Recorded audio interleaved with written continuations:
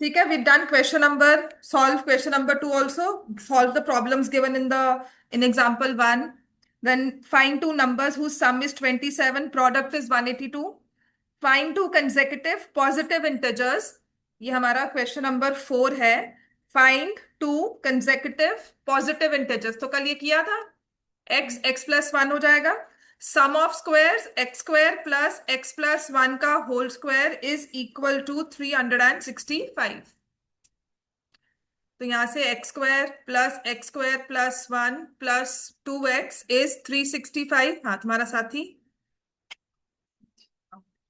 -364 equal to 0 हो गया. तो सॉल्व है बच्चों.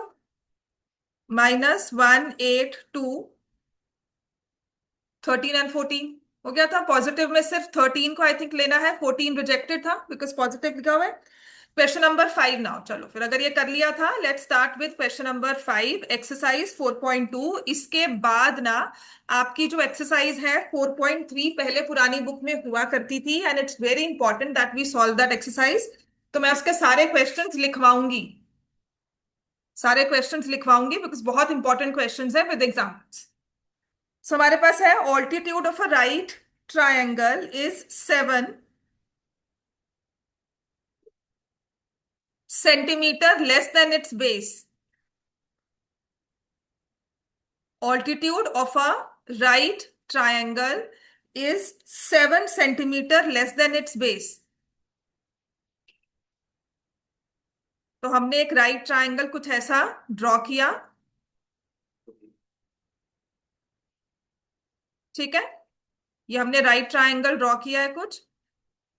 और मान लो मैंने इसको लिया है A B and C. Altitude हो गया BC. A B is the base. तो इसमें हमने सपोज क्या करना है, लेट द बेस और let the altitude. Altitude is 7 less than base, तो कंपैरिजन बेस से हो रही है. Let the base of right angled triangle, उसको आप ले लोगे x सेंटीमीटर. समझ में आ गया. Therefore the altitude of right angle triangle कितना हो जाएगा. अगर बेस x सेंटीमीटर है तो ऑल्टीट्यूड कितना हो जाएगा, x -7. Altitude will be x -7 centimetre because लिखा हुआ है altitude is 7 centimetre less than the base.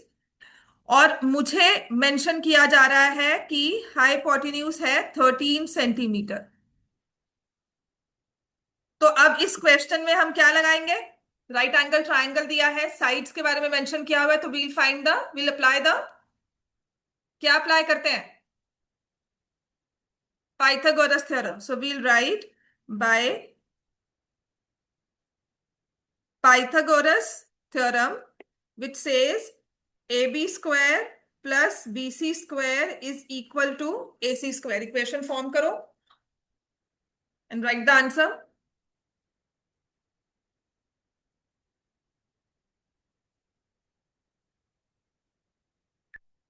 सहज जियाना ने आना आज.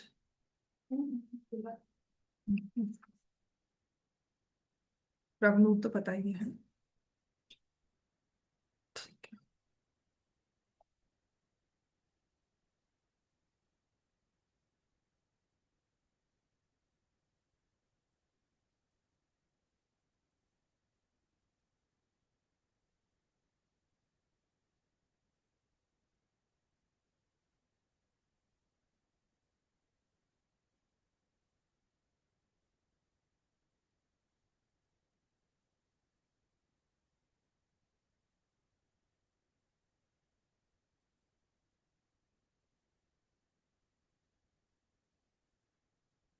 हाँ जी, क्या होगा ए बी स्क्वायर. कितना है बी, एक्स. एक्स का स्क्वायर, बीसी कितना है, x -7 का होल स्क्वायर, और एसी कितना होगा 13 स्क्वायर. हाँ हाँ कर लो. x square plus 49 minus 14x is equal to 169. So 2x square minus 14x plus 49 minus 169 equal to 0. 2x square minus 14x -120 x square -7x -60 equal to 0। तो अब 60 के फैक्टर्स जिनमें सम 7 चाहिए।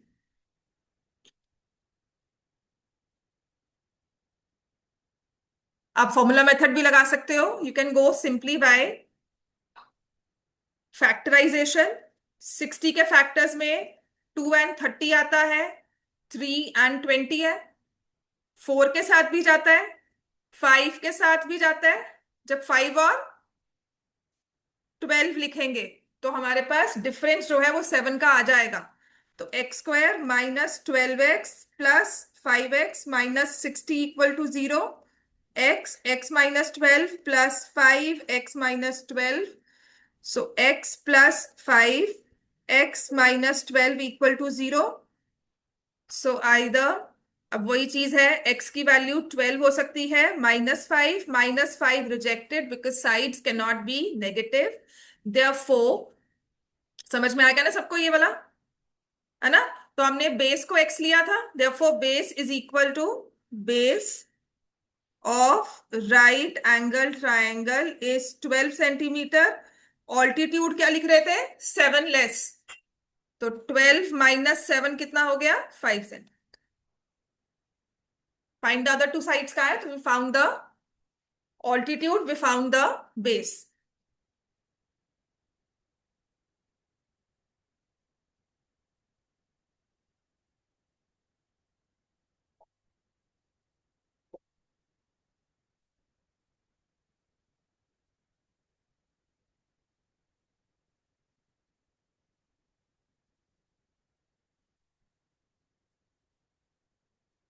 चलो बच्चों, नेक्स्ट कॉटेज इंडस्ट्री वाला है, ये पहले कर चुके हैं और ये पेपर में भी आ चुका है, प्री बोर्ड्स में भी आ जाता है क्वेश्चन।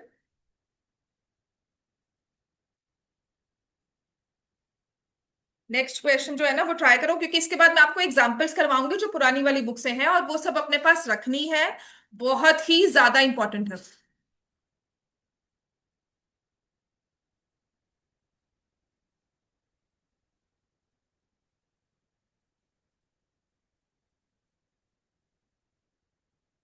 कल ना आपकी क्लास ऑफ हो सकती है, ठीक है, मोस्ट प्रोबेबली ऑफ हो जाएगी बिकॉज आई गो समवेयर, तो मैं टाइम पे वापस पहुंच पाती हूँ कि नहीं पता नहीं।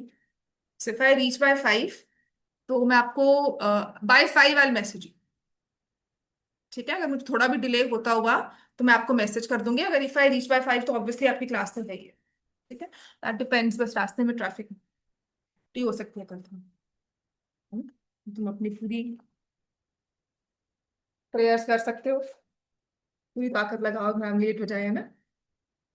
समटाइम्स यू, मेरी बुक कितने है मेरी, चलो चल पढ़, छुट्टी हो जाएगी, पेपर में बोर्ड तो चलेंगे ना, बोर्ड नहीं कहीं जा रहे इधर उधर। हाँ, अब ना मेन टारगेट बोर्ड्स को देखो कि वो पेपर एक रियलिटी है सबसे बड़ी हमारे लिए। तो कुछ भी हो जाए, आज छुट्टी हो जाए, कल छुट्टी हो जाए, वो बोर्ड उसी टाइम पर होना है। अगर पहला पेपर फिर से जैसे पिछली बार की तरह आया ना, 17 फेब को पहला पेपर है, तो आपके पास सिर्फ जैन है, ठीक है ना? जैसे लास्ट ईयर डेट शीट आ गई थी, तो वी एक्सपेक्टिंग मान लो इस साल भी ऐसी ही आती है, और फर्स्ट पेपर फिर अगर मैथ्स हो गया, अच्छी बात होती है क्योंकि लगातार मैथ्स पढ़ते हो फिर, ठीक है ना? ब्रेक नहीं मिलता। एक तरह से बुरा भी होता है कि लगातार मैथ्स पढ़ी जा रहे हैं, राइट? बट स्टिल टाइम ना बहुत कम हो जाता है, शॉर्ट, मतलब आप प्रैक्टिस कर रहे हो और फिर लगता है कि कोई टाइम नहीं मिला उसमें। चलो बच्चों, इतना हो गया सबका?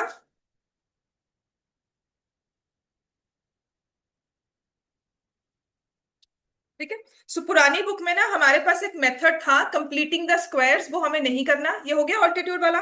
अब क्वेश्चन नंबर 6 है, चलो इसमें, which says a cottage industry, जिसमें लिखा है cottage industry produces certain number of pottery articles in a day. It was observed that on a particular day cost of production of each article was 3 more than twice the number of articles produced. So let the number of articles produced per day या in one day x ले लोगे, therefore cost of production per article क्या लिखा हुआ है? 3 more than twice the number of articles.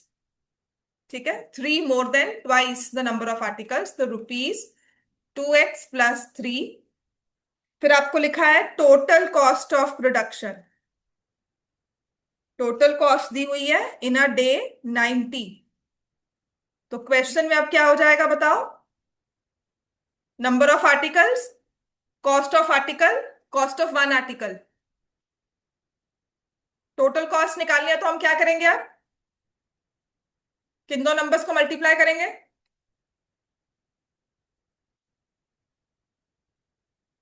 Total cost क्या हुई? Articles कितने प्रोड्यूस किए, है ना, और एक आर्टिकल को प्रोड्यूस करने में कितने पैसे लग रहे हैं। तो हम क्या करेंगे अब? x into 2x plus 3 equal to 90। तो 2x square plus 3x minus 90 equal to 0। Factors बनाओ इसके। 180 चाहिए। ठीक है, तो एक तो जब इजी नंबर कोई आता है ना तो इसके फैक्टर शुरू कर दो। जैसे 2 इंटू 90 है, 3 इंटू 60, 4 इंटू 45, 5 इंटू 36। ठीक है, 6 इंटू 30। 7 पे नहीं जाएगा, 8 पे जाएगा, नहीं जाएगा। 9 पर, 9 इंटू 20, 11 से, 12 से जाता है, करो 12 से। 12 इंटू, डिवाइड कर ले 180 को। इतना काम तो कर लो, थोड़ी कैलकुलेशन ही बढ़ जाएंगी, इंप्रूव हो जाएंगे इनफैक्ट। 15, ठीक है, हुआ ना काम। हाँ, 12 इंटू 15 बन गए फैक्टर्स। हर सिचुएशन में ना सिर्फ एक इंट्यूशन ही होती है यहां पर, और थोड़ा सा प्रैक्टिस के साथ रट्टा हो जाता है, सीरियसली। तो यहां पर हमने x कॉमन लिया, 2x प्लस 15, और यहां से भी मैंने, क्योंकि यहाँ पे 15 चाहिए ना, तो मैं 6 कॉमन ले लूंगी। ठीक है, क्योंकि 2 भी चाहिए। 2x प्लस 15, माइनस बाहर रखा है तो अंदर प्लस आ जाएगा। तो मेरे पास बन गया x minus 6, 2x plus 15। x की वैल्यू 6, x की वैल्यू माइनस 15/2। कैन x भी -15/2? नंबर ऑफ आर्टिकल्स प्रोड्यूस नहीं हो सकते, हमने रिजेक्ट कर दिया। तो नंबर ऑफ आर्टिकल्स प्रोड्यूस हमने लिखा है, number of articles is equal to 6 and cost per article 2 into 6 plus 3 कितना हो जाएगा? 50। समझ में आ गया? अब हर एक क्वेश्चन लिखना है जो एग्जाम्पल में यहां पर दिया हुआ है। तो पहले वाली बुक में ना, अगर आपके पास पुरानी वाली बुक है कंप्लीटिंग द स्क्वायर्स, तो पहले से ही डिलीट हो चुका है मेथड। ठीक है, it will not be there in the syllabus in any form. हाँ, पर वो आगे की क्लासेस में पढ़ते जरूर हो। कभी समझना हो तो बाद में समझ सकते हैं, बट इतना उस पर कॉन्सेंट्रेट नहीं करना। ठीक है, उसी के साथ हमारा फॉर्मूला मेथड डिराइव हुआ है। कंप्लीट जब स्क्वायर को करते हैं ना, that method actually gives the formula method, उसकी डेरिवेशन है वो। समझ में आ गया? तो वो हमें नहीं है अभी। लेकिन जो इसमें क्वेश्चंस दिए हुए हैं ना, वो बिल्कुल बहुत इंपॉर्टेंट है, पेपर में आते भी हैं। तो होपफुली सबने ये कर लिया ना। अब आपने क्वेश्चन सारे लिखने हैं। जैसे कि उसने लिखा है find the roots of this equation by factorisation, this is example. ठीक है, find roots of equation by formula method. ठीक है, ये तो कर दोगे। इसको फॉर्मूला मेथड से आपने करना है। वैसे भी देखो, 5 इंटू 2 कितना हुआ? 10। 10 के फैक्टर्स में 6 तो नहीं आएगा ना, 5 और 2 ही फैक्टर्स होते हैं, 10 1 होगा। समझ में आ गया? तो फॉर्मूला मेथड से कर लोगे इसको। जैसे ये वाला भी है, 4x square plus 3x plus 5। ठीक है, इसको भी कहते हैं फॉर्मूला मेथड से सॉल्व करो। So will come to this later. अभी जो हमारे लिए जरूरी है ना, वो है एग्जाम्पल्स, स्टेटमेंट वाली प्रॉब्लम। तो पहले लिखो, find to consecutive odd, example 11 है बेटा, पॉजिटिव इंटिजर्स सम। ये जो सारे लिखवा रही हूं ना, ये अलग से एक पेपर पे लिखकर अपनी बुक में पेस्ट कर लेना। तुम्हारी एनसीईआरटी में क्वेश्चंस होने चाहिए। ठीक है, फुल फ्लेजेडली एक पेपर लेना और पेस्ट कर लेना, टेप के साथ चिपका लेना। ये क्वेश्चन तुम्हारे बुक में होने चाहिए, तुम्हारे पास हर बार तुम्हें प्रैक्टिस करनी है, रजिस्टर्स नहीं ढूंढने हैं। बात समझ में आई है? मैं कल चेक करूंगी, सबने ये अलग से क्वेश्चंस लिखे होंगे और आपके बुक में ऐसे पेस्ट चाहिए, क्योंकि ये सारे एग्जांपल्स पेपर में आते हैं। सम ऑफ हुज स्क्वायर्स इज 290, क्योंकि मैं कुछ भी कर लूं, मैं आपको एक्स्ट्रा इसकी पूरी पीडीएफ दे दूं, मैं आपको पिक्चर्स क्लिक करके दे दूं, फिर भी तुमने सॉल्व नहीं करना जब तक वो बुक में नहीं होगा। सो मेक श्योर एक एक बच्चा कोई लिखो, एक से किसी से लिखवा लो, उससे उससे जेरोक्स करवा लो और अपनी पिक बुक में पेस्ट कर लो टेप के साथ। टेप मुझसे ले लेना, कल लिख कर ले आओ। समझ में आ गया? बहुत जरूरी है। इनमें से एक क्वेश्चन आपके पेपर में, बोर्ड्स के 3 नंबर 5 नंबर है तुम्हारे ये। बात समझ में आ गई? तो जब भी बुक खुलेगी, हमारा ये पूरा चैप्टर जो है, पूरा एक पेज है ना, एक्सरसाइज होनी चाहिए हमारे पास। Find two consecutive odd positive integers, sum of whose squares is 290.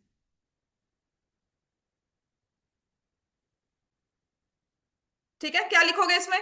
चलो सॉल्व करना शुरू करो।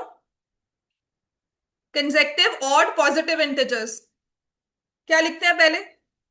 हरसिमरत बताओ। एक्स क्या क्या लिखते हो लाइन?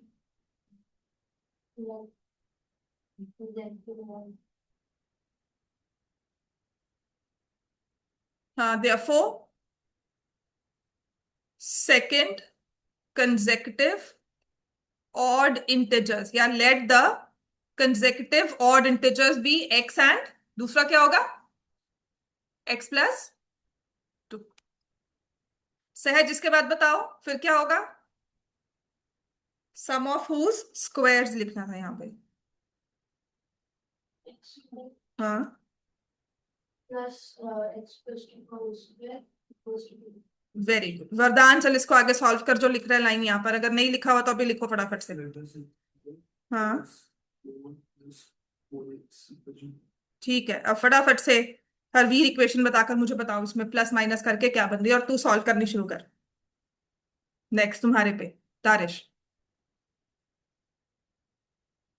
वो भी दोगी बेटा? सॉल्व कर। अच्छा, फैक्टर्स नहीं पूछ रहा। हाँ बताओ, I am waiting for you. Square plus 4x minus 386 x square root 143।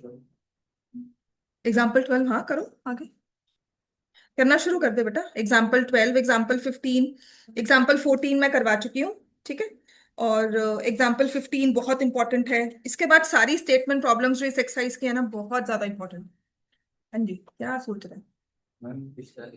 नहीं, तुम्हें इसको सॉल्व कर बच्चे, इसको करके ना इकट्ठा टर्म्स करके जो हमारी इक्वेशन बनती है, इसके बाद क्या स्टेप आता है? जब तुम यहां तक पहुंच गए तो क्या करोगे?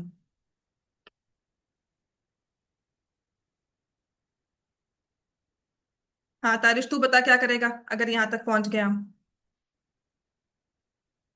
फिर? हम्म, ठीक है, अब क्या करेंगे इसके बाद? हाँ, हाँ, और फिर इसके बाद क्या करेंगे? 2 कॉमन ले लेंगे। X square plus 2x minus 143 equal to 0। 143 के फैक्टर्स कर लो। ना 2 से जा रहा है, ना 3 से जा रहा है। 3 से जा रहा है नहीं, ना 4 से जा रहा है, ना 5, ना 6, ना 7। 7 से जाता है नहीं। 8, 8, 9, 10, 11, 11 से कोशिश करो। तो यहाँ पर आपके जो डिविजिबिलिटी टेस्ट जो बचपन में कभी किए थे ना, उन सब की प्रैक्टिस, उन सब की चीजें ना, 10th मतलब सब कुछ पिछला याद करवा देगी। तो यहाँ से अगर हम इसको 11 से, 11 इंटू 30, ठीक है, अब समझ में आ गया? वो विद बन गए factors. 13x minus 11x minus 143 equal to 0। तो x plus 13, x minus 11 factors हो गए इसके। x की वैल्यू -13, x की वैल्यू 11। -13 को हम क्या करेंगे? रिजेक्टेड। क्यों रिजेक्ट करेंगे भाई? द रीजन, क्योंकि हमें क्या लिखा हुआ है? पॉजिटिव लिखा हुआ है क्वेश्चन में, कंसेक्टिव पॉजिटिव लिखा हुआ है, तो हमने इसको रिजेक्ट कर दिया। x की वैल्यू आ जाएगी 11, therefore the numbers are 11 and 13। The numbers are 11 and 13. समझ में आ गया इतना? नेगेटिव आ रहा है, तो कोई बात नहीं, तो फैक्टर्स नहीं होगा तो आप लिखोगे नो रियल रूट्स बस। अभी मैंने कहा था ना will come to it later, because उसमें फिर हम रियल रूट्स के बारे में पढ़ेंगे जब वो एक्सरसाइज पूरी करवाऊंगी। हो गया बच्चे सबका ये? ठीक है, नेक्स्ट लिखो। नेक्स्ट एग्जाम्पल है, a rectangular park is to be designed, a rectangular park is to be designed whose breadth is 3 meter less than its length.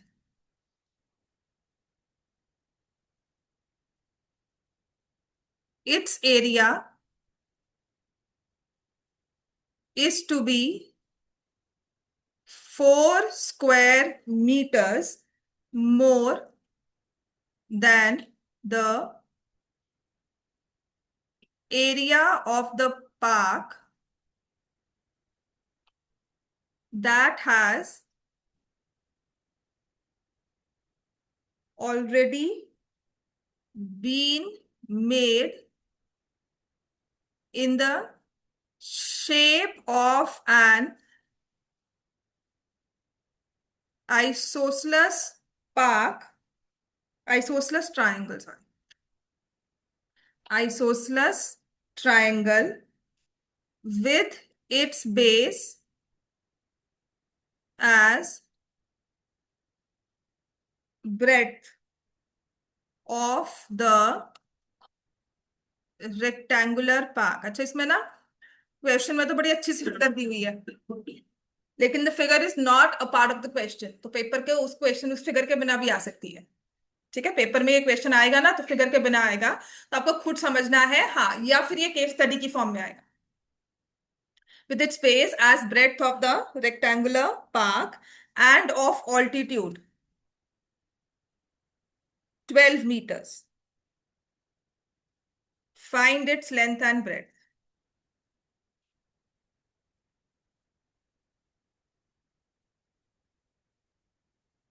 एक रेक्टेंगुलर पार्क बना रहा है तो रेक्टेंगल बनाओ भाई, है ना?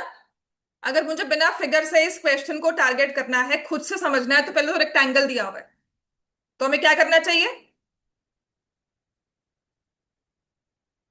लिख लिया सबने क्वेश्चन ये?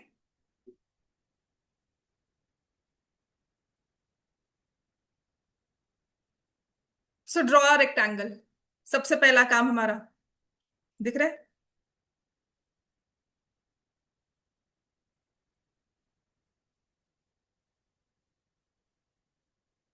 ठीक है, तो सबसे पहला काम मेरा होगा कि मैं रेक्टेंगल बनाऊं। चलो बनाओ भाई।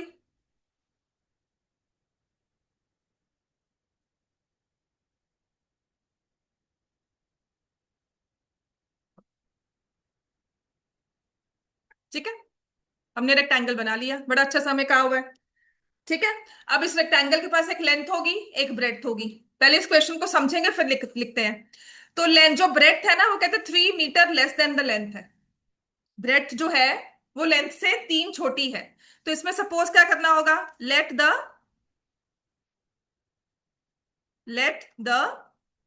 क्या लिखोगे? लेंथ को सपोज करोगे या ब्रेड्थ को?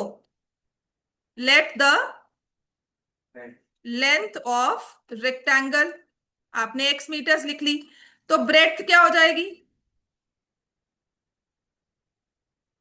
ब्रेड्थ क्या है? 3 मीटर लेस, कितनी हो जाएगी? x-3। अब यहां पर शो भी कर दो कि देखो ये तो x मीटर है, ये x-3 मीटर है। समझ में आ गया हमें? अब उसने कहा है its area is to be 4 square metre. अच्छा, इसका एरिया क्या होगा रेक्टेंगल का? क्या होता है area of the rectangle? Length multiplied by bread. तो अभी के लिए हमारे पास ये आ गया कि इसके कुछ एरिया का काम है। ठीक है, तो कहते हैं ये एरिया ना 4 स्क्वायर मीटर्स बड़ा होगा। अब किसी से तो बड़ा होगा ना, किससे बड़ा? वो लिख दिया एरिया ऑफ द पार्क, कि एक इसमें एक रेक्टेंगुलर पार्क है, एक और पार्क है, that has already been made in the shape of an isosceles triangle, और उस ट्रायंगल का बेस क्या है? Breadth of the rectangular park. तो इस ब्रेड्थ पे मैंने एक रेक्टेंगुलर पार्क, एक आइसोसलेस ट्रायंगल वाला पार्क और बना दिया। ठीक है,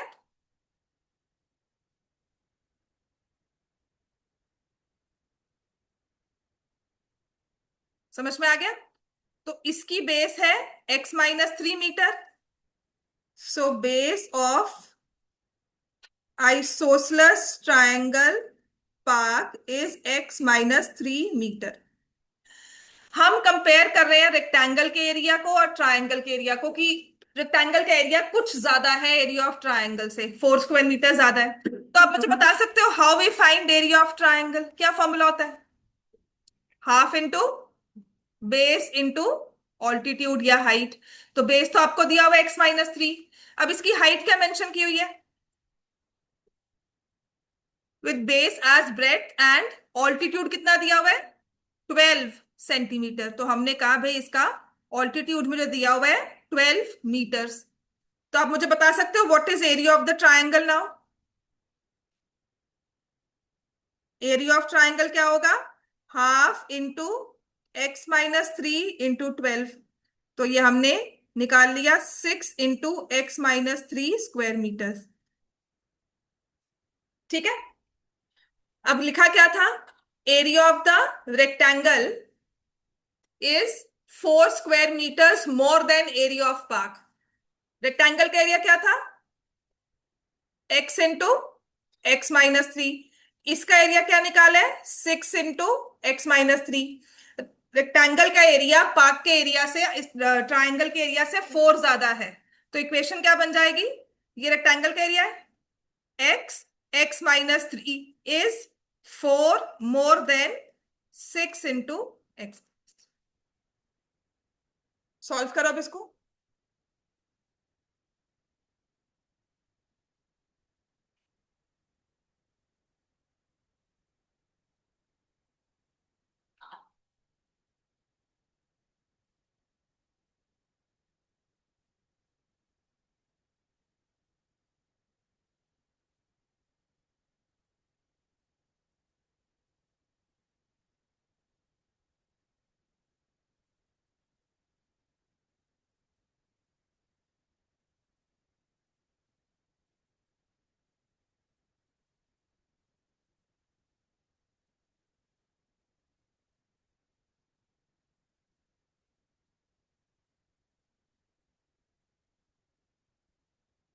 फैक्टर्स क्या बनेंगे अब इसके? वेरी गुड, चल बनाओ, लिखो। उसमें से कौन सा रखेंगे कौन सा नहीं? x² - 7x - 2x + 14 = 0। तो यहां से x-7 x-2 मैंने निकाल लिया। x की वैल्यू 7, अब दोनों ही पॉजिटिव है ना? मतलब लेंथ 7 भी हो सकती है और 2 भी हो सकती है। 7 पॉसिबल है। सो अगर मैं लेंथ को रखती हूँ 7 मीटर्स, ब्रेड्थ क्या हो जाएगी? क्या रखी थी हमने breadth? 7 - 3 x-3 which is 4 metres. बिल्कुल ठीक है। लेकिन अगर मैं लेंथ को 2 रखती हूँ, ब्रेड्थ कितनी हो जाएगी? 2 - 3। तो लेंथ नेगेटिव नहीं हुई, लेकिन लेंथ ने ऐसा नंबर दिया जिससे ब्रेड्थ नेगेटिव होगी, तो इसको हम कर देंगे रिजेक्टेड। ठीक है, therefore length of the rectangular garden is 7 metres, breadth is 4 metres. बात समझ में आ गई सबको? अब नेक्स्ट लिखो। Very very very important question. ठीक है, ये ऐसा क्वेश्चन है जो आपको सच में बोर्ड्स में आएगा, किसी एक पेपर में, किसी एक सेट में होगा ही होगा, आपके प्री बोर्ड्स में, टेस्ट में ये क्वेश्चन होगा ही होगा। ठीक है, तो इसको तो लिख चिपका लेना यहाँ पर कि इसको तो सॉल्व करना ही है। लीनियर इक्वेशंस में भी बार बार आया था और यहां पर भी। सो एवरीवनस डन। नेक्स्ट लिखो। छुट्टी होगी इसको बनाओ।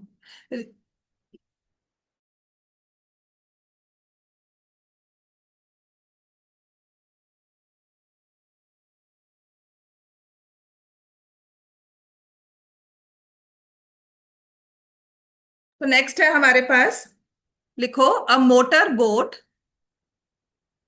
ये बहुत ही इंपॉर्टेंट क्वेश्चन है। Whose speed, sit you, whose speed is 18 kilometers per hour. 18 kilometers per hour in still water. In still water.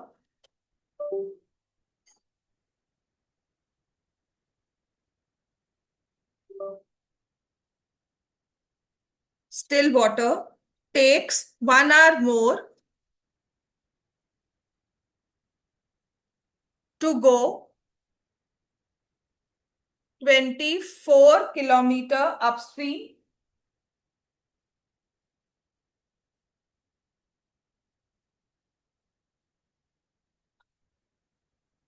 than to return downstream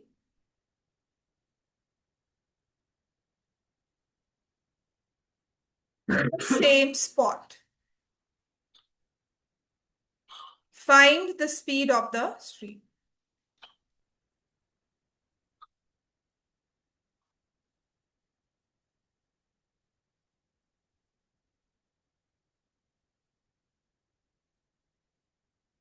भाई फिर से अपस्ट्रीम डाउनस्ट्रीम, ये क्वेश्चन पेपर में और ये क्वाड्रेटिक इक्वेशंस में ही होगा।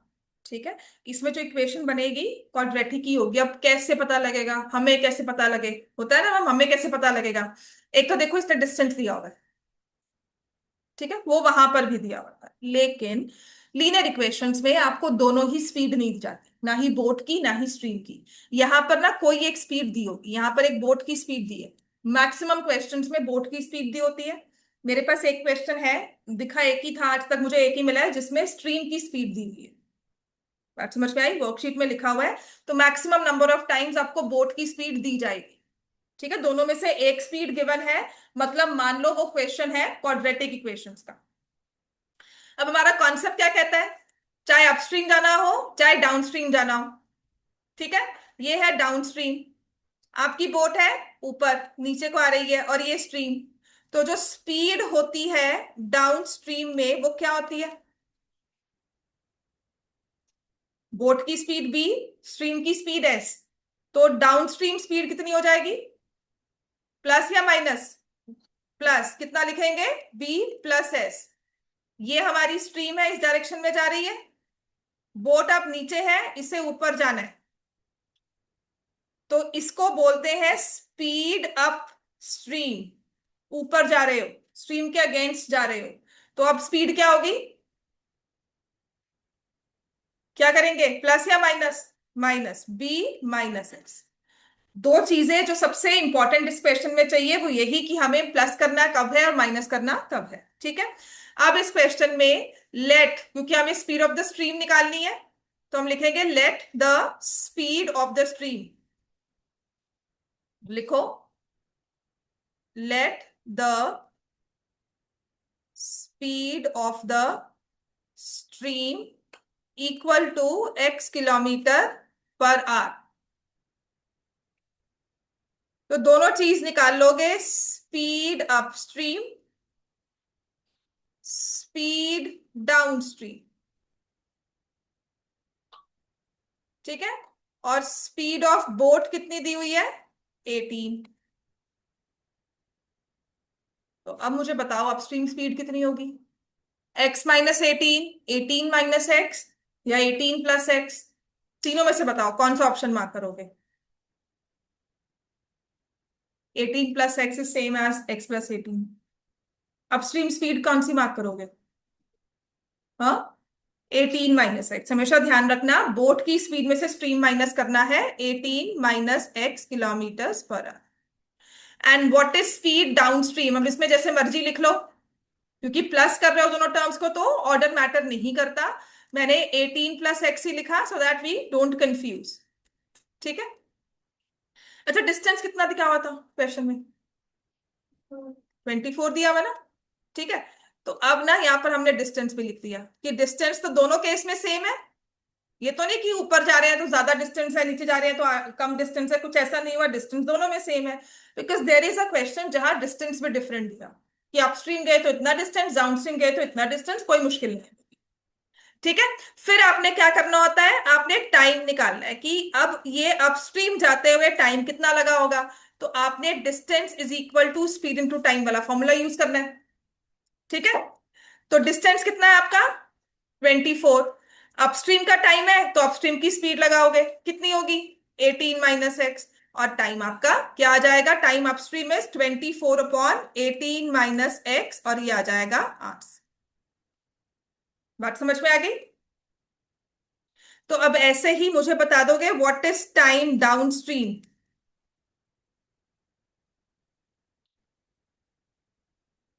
क्या होगा, टाइम डाउनस्ट्रीम में क्या लिखोगे, 24/18 + x। मैं कहती हूँ इतना क्वेश्चन तुम अगर स्ट्रक्चर बेस कर लोगे, इक्वेशन तक पहुंचने में बिल्कुल भी टाइम नहीं लगेगा।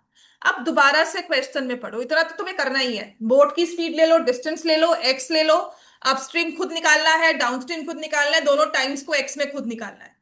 अब देखो क्वेश्चन में क्या कहा है, अब तुम्हारी इक्वेशन फॉर्म करनी बड़ी आसान है। देखो उसने कहा है takes 1 hour more to go upstream. तो कौन सा टाइम ज्यादा हुआ, अपस्ट्रीम का कि डाउनस्ट्रीम का, अपस्ट्रीम का। वैसे भी अप जा रहे हो सेम डिस्टेंस में, कम स्पीड पे ज्यादा टाइम लगेगा।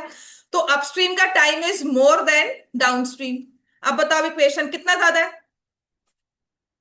Takes 1 hour more, time difference is 1 hour, कैसे बताओगे भाई। अपस्ट्रीम का टाइम ज्यादा है 1 hour से, तो क्या इक्वेशन बनेगी, time upstream minus time downstream is 1 hour। बन गया, समझ में आया। अपस्ट्रीम का टाइम आपने एक्स में लिखा था, डाउनस्ट्रीम के टाइम को माइनस कर दिया, आंसर इज 1। बैठ।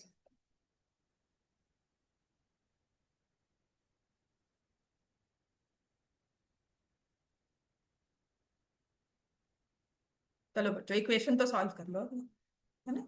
वो तो हम बड़े अच्छे से कर सकते हैं, आपको मैंने ऐसे क्वेश्चंस करवाए भी थे। टेक द एलसीएम, मल्टीप्लाई करो 24 के साथ 18 + x को, 24 के साथ 18 - x को मल्टीप्लाई करोगे, क्रॉस मल्टीप्लाई करोगे, इक्वेशन फॉर्म करोगे, वहां तक तो पहुंचो।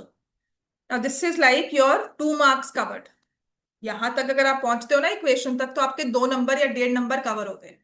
अब इसके बाद जो प्रॉपर इक्वेशन बनेगी वो आधे नंबर की है, फिर उसको जब सॉल्व करके फैक्टर्स निकालेंगे वो आधे नंबर का है, और आंसर लिखोगे तो वो 1 नंबर का है। तो प्रॉपरली 5 मार्क का क्वेश्चन इस पर बन जाता है, 3 नंबर के क्वेश्चन में भी ये आया हुआ है। ठीक है ना। तो ऐसे वाले क्वेश्चंस को, जितना ये दिखता है ना मुश्किल, उतना ही आसान है, बिकॉज एक स्ट्रक्चर फॉलो करना है। और हर एक क्वेश्चन ऐसे 10 क्वेश्चंस वर्कशीट में दिखे हुए हैं, और हर एक क्वेश्चन में वही स्ट्रक्चर फॉलो करना है। हाँ जी, सॉल्व करना शुरू कर, नींद से बाहर निकल जल्दी।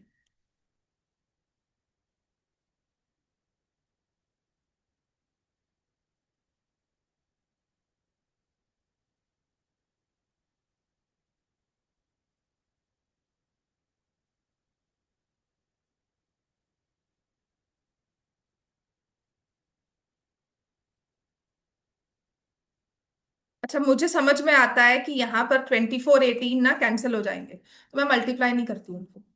ठीक है। और यहाँ मेरे पास 324 - x², a - b a + b का फॉर्मूला बन रहा है। तो मेरे पास आ गया x² + 48x - 324 = 0। और फैक्टर्स बना लो 324 के।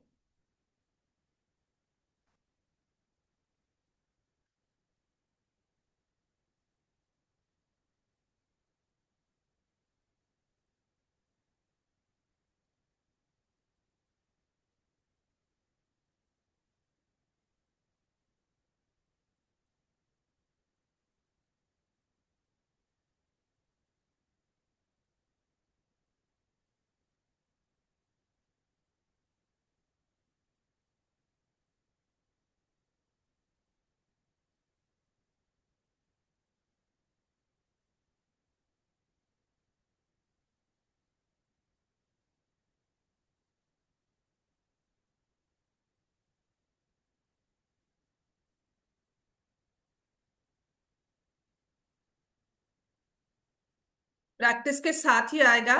डिफरेंस चाहिए हमें 48 का, क्योंकि प्रोडक्ट इज -324। तो एक नंबर 48 से बड़ा चाहिए, उसमें से कुछ सब्ट्रैक्ट करेंगे तो 48 आएगा। So I have to reach a product, a number which is more than 48। ठीक है, तो ये आ जाएगा x plus 54 -6 x plus 54 equal to 0। x-6 x plus 54, x की वैल्यू 6 आ गई, x की वैल्यू -54, क्योंकि स्पीड की बात हो रही थी तो x रिजेक्टेड हो जाएगा, मतलब -54 जो है वो रिजेक्ट हो जाएगा। तो x की वैल्यू क्या आ जाएगी? 6, which means speed of the stream is 6 kilometres per hour. Next question लिखो फटाफट से। नेक्स्ट स्टेटमेंट प्रॉब्लम हो गया सबका ये? ठीक है, नेक्स्ट है the sum of reciprocals. The sum of reciprocals of Rahman's age in years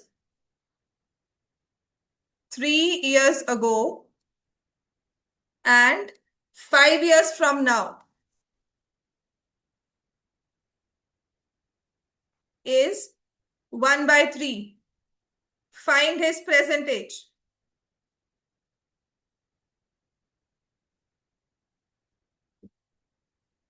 ये एक्सरसाइज का क्वेश्चन आ गया। ये ओल्ड 4.3 थी पहले, उसका क्वेश्चन नंबर 4 है ये।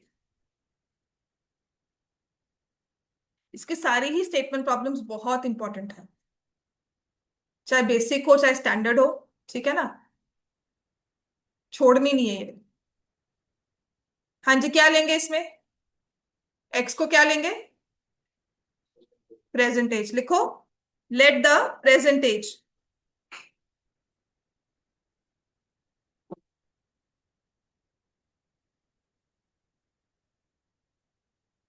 फिर कौन सी वाली एज दी हुई है? 3 years ago। So what is age 3 years ago? कितनी होगी? x -3 years, and age 5 years hence x+5। और क्या हमारी स्टेटमेंट बन जाएगी, इक्वेशन ताहिरा बताओगी? सम ऑफ रेसिप्रोकल दिया हुआ है। Reciprocal, reciprocal of Rahman's age. Age क्या थी 3 साल पहले ये, तो इसका रेसिप्रोकल लोगे तो क्या आ जाएगा? हाँ, और दूसरा 1/, इसका अब क्या करना है हमें? सम, और किसके इक्वल आ जाएगा?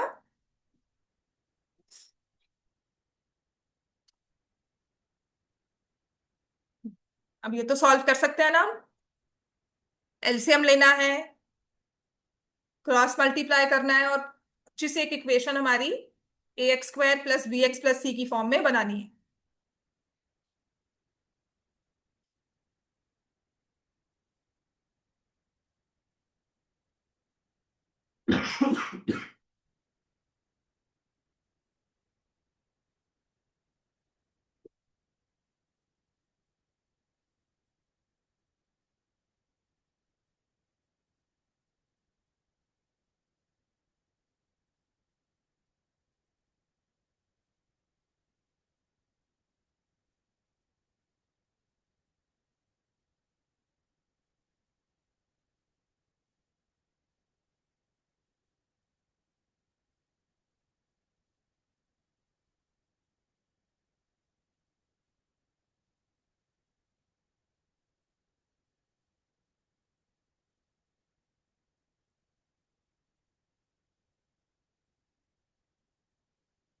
हाँ जी बेटा, क्या इक्वेशन बनी इसमें?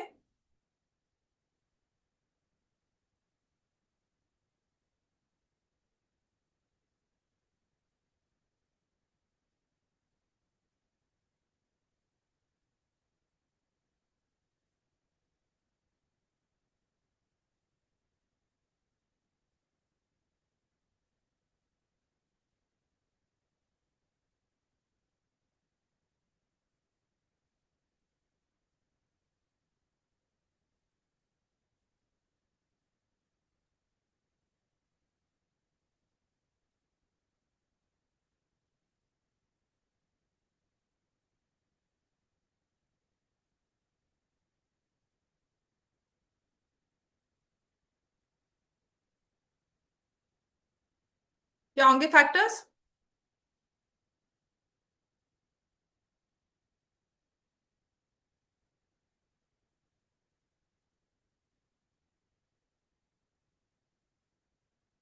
-3 rejected, age cannot be negative, so Rahman's present age is equal to 7 years.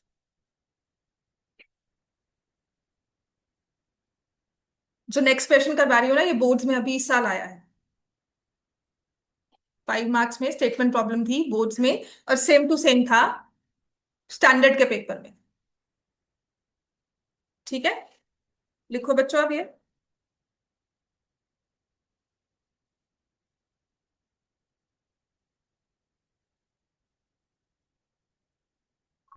In a class test, sum of sum of Shefali's marks, sum of Shefali's marks in mathematics and English is 30. Had she got 2 more marks in mathematics and 3 marks less in English, the product of their marks, product of her marks होगा, product of their marks would have been 210. Find her marks in 2 subjects.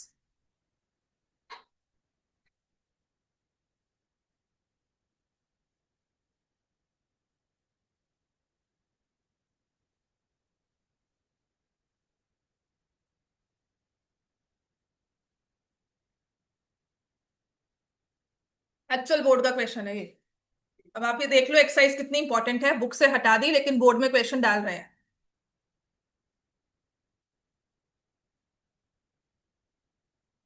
Start करो। सम of Shefali's marks, दो चीजों के बारे में कहा हुआ है ना? मार्क्स के बारे में बात हो रही है, तो किसको एक्स सपोज करना है? किस चीज को एक्स सपोज करोगे? बोलो। मार्क्स को। 2 सब्जेक्ट्स हैं, मैथ्स एंड इंग्लिश, दोनों में से किसी एक के मार्क्स को हमने एक्स सपोज कर लिया। ठीक है, तो इसमें लिखेंगे लेट मार्क्स इन मैथमेटिक्स कितना, एक्स। और अब बता सकते हो इसका मतलब इंग्लिश में कितने मार्क्स है? वाई भी ले सकते हैं, लेकिन मुझे पता है कि ये सम दिया हुआ है 2 तरह के मार्क्स का, मैथ्स एंड इंग्लिश, और सम कितना है? 30। तो इंग्लिश के मार्क्स क्या लिखोगे? x-3। सम अगर 30 है और 1 मार्क्स आपने एक्स ले लिए, 2 चीजों का सम 30 है, एक को एक्स ले लिया, तो दूसरा क्या होगा? x+30, और 2 चीजों को ऐड करके सम 30 बना है। ठीक है, एक यहां पर हमने x लिखा, तो बाकी कितना होगा? मान लो 30 सम है, एक 10 नंबर है, दूसरा क्या होगा? 50 लिखोगे। हाँ, तो फिर क्या कर रहे हो? x-3 कर रहे हो, क्या कर रहे हो? 30 में से वो नंबर माइनस कर रहे हो, तो क्या हो जाएगा? 30 माइनस एक्स। अपनी सेंसेस को लगाया करो, कुछ नहीं समझ में आता तो गो विद नंबर्स। कि अगर मैं मार्क्स को मान लो 12 ले रही हूँ या 10 ले रही हूँ, 1 मार्क्स मैंने कहा 10 है एक सब्जेक्ट में, तो बाकी दूसरे में कितने होंगे? 20। तो मतलब वो 10 मैंने 30 से माइनस किया। अब मुझे नहीं पता वो 10 है, 9, 7 कुछ भी हो सकता है, लेकिन हर बार उसे 30 से माइनस करूंगी। So if I taking a variable value of x, that means it will be 30 minus x. अब सम के हिसाब से तो हमने इक्वेशन फॉर्म कर ली। अब क्या कह रहा है? Had she got 2 more marks in maths. वो केस आ गया कि कितने मार्क्स मिलते हैं मैथ्स में? 2 ज्यादा। 2 ज्यादा का मतलब कितना हुआ? एक्स मिले थे ना मैथ्स में, 2 ज्यादा और मिलते, कितने हो जाते? क्या करते हैं उसके लिए? x+2। And 3 marks less in English. English में आपने कितने मार्क्स दिए? 30 - x। कहते हैं इससे 3 कम ले लेते। ठीक है, तो एक तो हमारे मैथ्स में हो जाते हैं x+2, और इंग्लिश में कितने हो जाते हैं? 30 - x - 3। क्या होगा ये? 30 में से 3 माइनस कर दोगे, 27 - x। फिर क्या दिया है? Product of the marks would have been 210। कि ऐसा करने के बाद जो मार्क्स हैं, जो नंबर्स मिले हैं, उनका प्रोडक्ट क्या है? 210। तो किन को मल्टीप्लाई करोगे? x+2, 27 - x। So x+2 into 27 - x is equal to 210। Multiply करके आंसर निकाल लो। और यही एक इक्वेशन थी, मतलब पेपर इतना डायरेक्ट था जो आपके रीजन का आया था। अब इसे मल्टीप्लाई करना है, 210 लिखने के साथ इसे इक्वेट करना है और इक्वेशन फॉर्म करनी है। तो ये आ जाएगा 27x plus 54 minus x² minus 2x is 210 minus x² plus 25x plus 54 minus 210। चलो सॉल्व करो जल्दी से, क्योंकि इसके बाद भी इसका आंसर थोड़ा ट्रिकी वे में आता है। इसका आंसर यानी एक्स की वैल्यू आएगी तो हम डायरेक्टली लिख देंगे कि अच्छा ये मार्क्स है, ये मार्क्स है। इसमें भी दो तरह से हमें लिखना था। तो अगर ये 5 नंबर के लिए आया था ना, तो वेल क्वालिफाइड है ये 5 नंबर में आने के लिए, बिकॉज कहीं ना कहीं किसी किसी स्टेप में गलती हो जाती है।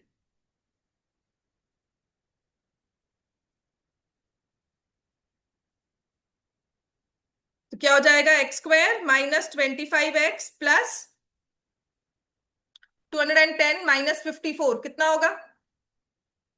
1।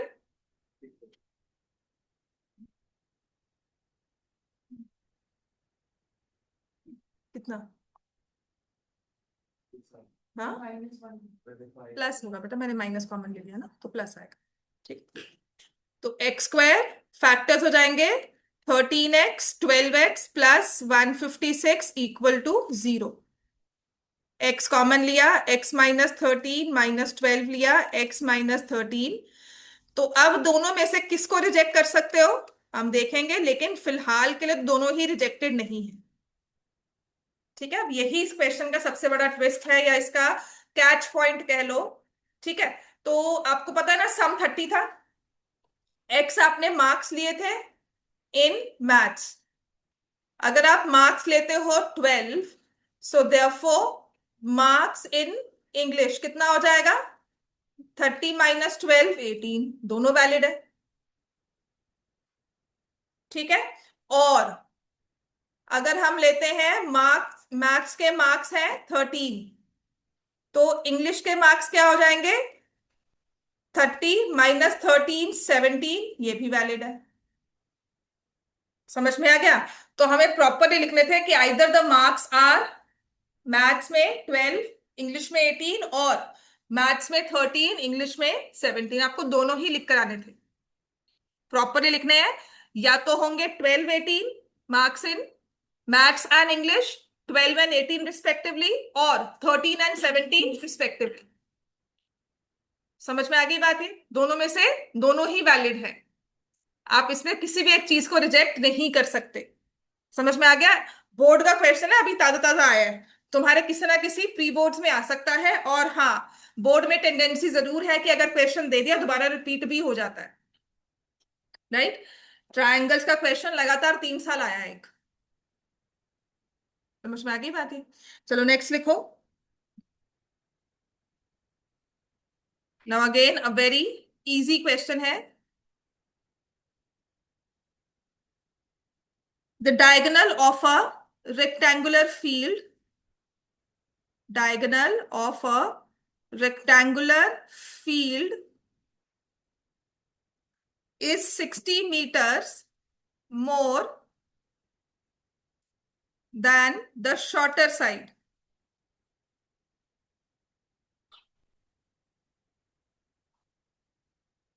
If the longer side is, if the longer side is 30 meters more than the shorter side.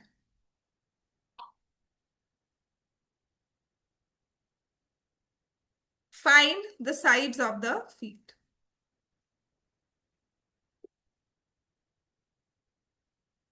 तो बहुत आसान क्वेश्चन है। एक रेक्टेंगल दिया है, उसका डायगोनल दिया है, shorter side, longer side.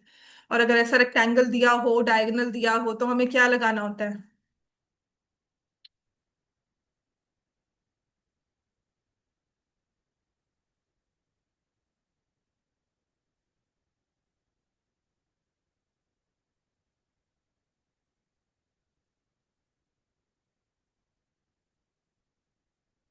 Diagonal जो है वो 60 ज्यादा है शॉर्टर साइड से। शॉर्टर साइड ब्रेड्थ हो गई, है ना? तो इसमें आप ले सकते हो।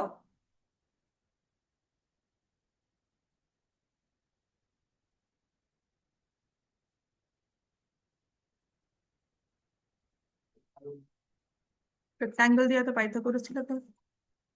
डायगोनल इज x + 60 मीटर, और लेंथ क्या हो जाएगी? Longer side is 30 more than the shorter side, x + 30, है ना? तो अब ये हमारे पास इन ट्रायंगल नाम दे दो इसको। This is ABCD, ABC, using Pythagoras theorem. ये लिख जरूर देना, इसके नंबर होते हैं, ये नहीं लिखोगे तो मार्क्स कट जाते हैं। ठीक है, तो यहां पर आ जाएगा, लिख दोगे AB² + BC² = AC। तो इतना इजी क्वेश्चन होगा अगर ये पेपर में तुम्हें आता है। यहाँ पे x लिख दो, ये x + 30 लिख दो, और ये x + 60 लिख दो। तो x² x + 30 का होल स्क्वायर, x + 60 का होल। चलो सॉल्व करो फटाफट से ये। उसके बाद नेक्स्ट क्वेश्चन लिखवा दूंगी, चाहे हम कल सॉल्व करें उसको। पर लिखना बहुत जरूरी है। कौन सा है? हाँ, ये वाला। ये तो मैंने करवा ही दिया था आपको। Difference of squares of two numbers is 180। Square of smaller number, है ना? इसके बाद वो ट्रेन का आ गया, तो दो क्वेश्चंस लिखवा देती हूँ।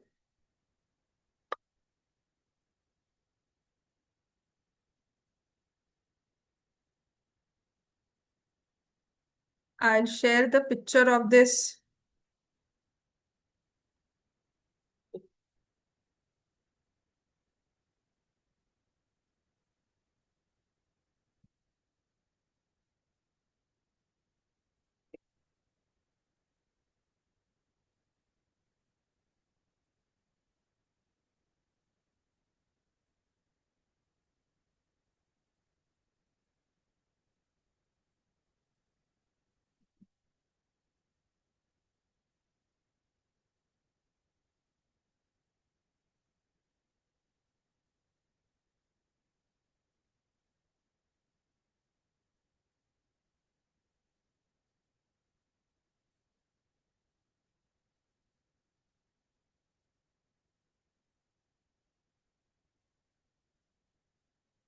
जी सॉल्व करो इसको।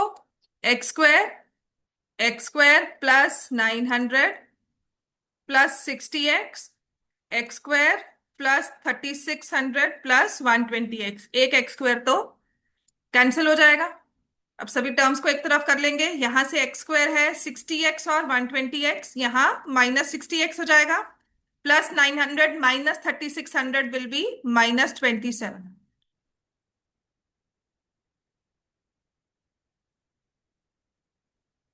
प्रैक्टिस बना लो।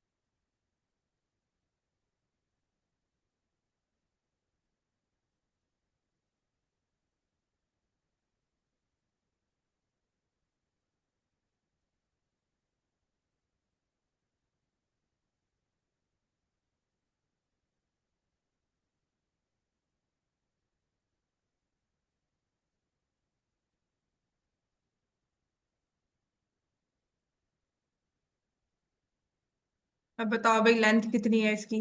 लेंथ के लिए x+30 करना है, तो इसमें x+30 कर दो बस। 90 + 30 विच इज 120 मीटर। बस दो क्वेश्चंस फटाफट से लिख लो, चाहे घर से सॉल्व करके लाना है इनको।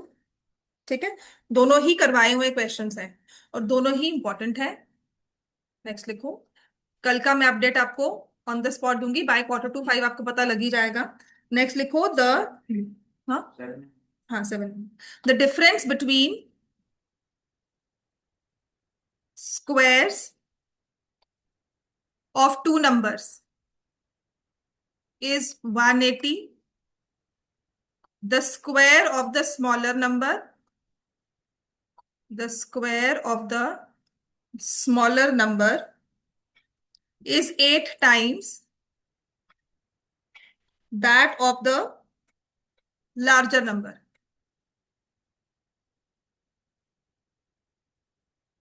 Find the two numbers.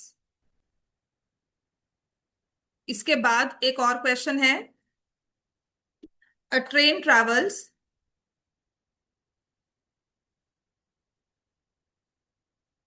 360 kilometers at a uniform speed if the speed had been 5 kilometer per hour more, it would have taken 1 hour less for the same journey. Find the speed of the train. चलो, ये question घर से करके लाने हैं। इसमें 3 questions रह जाएंगे। मोस्ट प्रोबेबली आज क्या है, थर्सडे, फ्राइडे, सैटरडे, मंडे तक आपका ये चैप्टर ऑलमोस्ट ओवर हो ही जाएगा।